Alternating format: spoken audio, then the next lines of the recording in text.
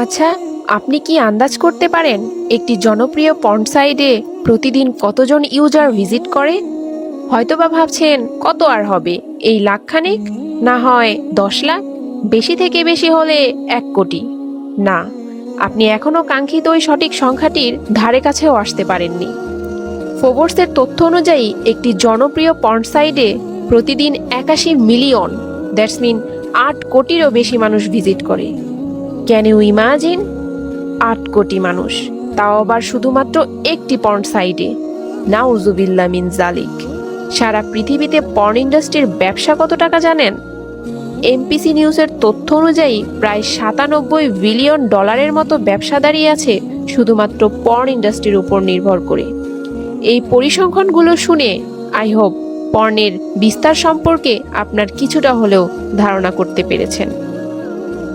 ব্রেনম্যান camping নামে একটি জরিপে দেখা গেছে, আমার আপনার সোনার বাংলার প্রায় 61% বেশি কিশোর পর্ন এডিক্টেড বা পর্নোগ্রাফি আসক্ত। কিশোরদের সাথে পাল্লা দিয়ে বাড়ছে বয়োবৃদ্ধ পর্নো এডিক্টেড পার্সনদের সংখ্যাও। জীবনের শেষ প্রান্তে এসে কাউকে না পেয়ে আপন করে নিচ্ছে পর্নোগ্রাফির ওই নীল জগৎকে। পর্নোগ্রাফির ক্ষতিকর দিক রয়েছে অসংখ্য, অগণিত, আর এর মধ্যে অন্যতম হলো মাস্টারবেশন বা হস্তমৈথুন্য, যার ফলে আপনি আপনার দুনিয়া আখেরাত দুটোই হারিয়ে ফেলছেন। তাই আমরা আজ এমনই 10টা টেকনিক নিয়ে আলোচনা করব যেগুলো লাইফে অ্যাপ্লাই করার মাধ্যমে আপনি আপনার মাস্টারবেশন নামক ভয়াবহ মহামারী থেকে পরিত্রাণ পেতে পারেন। তো চলুন 10টি বিষয় আপনাদেরকে বলার চেষ্টা করি। 1. যথাসম্ভব একা থাকা পরিহার করুন। 2. গোপনাঙ্গ প্রয়োজন ছাড়া না দেখাই ভালো। 3. আপনি যেসব কাজ করলে উত্তেজিত হন সে সকল কাজ এড়িয়ে চলুন। 4.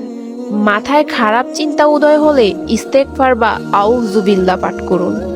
5. ফেসবুক, ইউটিউব সহ সব প্ল্যাটফর্মে ভালো ভালো চ্যানেল ও পেজগুলো ফলো করুন। 6. যদি কোনো খারাপ পেজ বা চ্যানেলে ফলো দিয়ে থাকেন তাহলে তা এক্ষুনি আনফলো করে দিন। 7. দিনের একটা সময় বই পড়ে কাটান, যেমন আমাদের মহানবী হযরত মুহাম্মদ সাল্লাল্লাহু আলাইহি সাল্লামের জীবনের ইতিহাস এবং আরও অন্যান্য বই আপনি পড়তে পারেন। 8. নিয়মিত সালাত আদায় করুন, সালাতের পর মাস্টারবেশন থেকে বাঁচতে দোয়া করুন। 9. খারাপ বন্ধুদের সঙ্গ ত্যাগ করুন, ভালো বন্ধুর সংস্পর্শে থাকুন, তাদের সাথে মন খুলে কথা বলুন।